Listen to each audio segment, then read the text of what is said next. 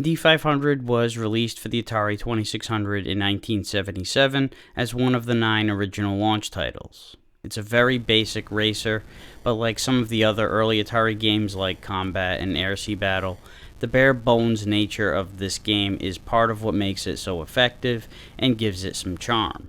All these games I mentioned, including Indy 500, have a very basic objective, like shoot down your opponent, or in this case, drive faster than your opponent. So there are no bells and whistles or flashy graphics needed, but what is needed is well-functioning gameplay. And Indy 500 comes through with its driving controllers, which are almost the same exact thing as the paddle controllers, but you can turn the wheel all the way around infinitely with the driving controller as opposed to the paddle controller where it comes to a complete stop after rotating it enough. These analog controllers are very accurate, which really makes the game. The physics are a little weird. When you make contact with the walls, you basically fall into quicksand, even when you graze it. It's not like a collision. But these walls still serve their purpose in that you want to avoid them or they slow you down, so it is what it is.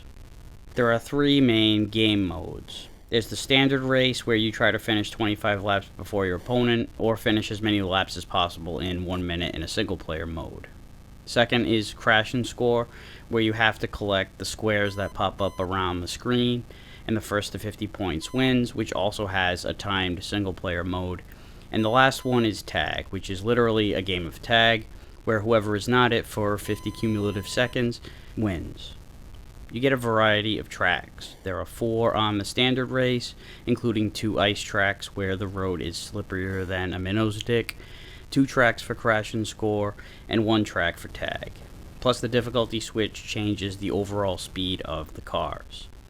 So while there aren't a shitload of options, there's a decent amount of variety to mix things up. Indy 500 is quite primitive, even for its time, but it's still a fun game, particularly with 2 players.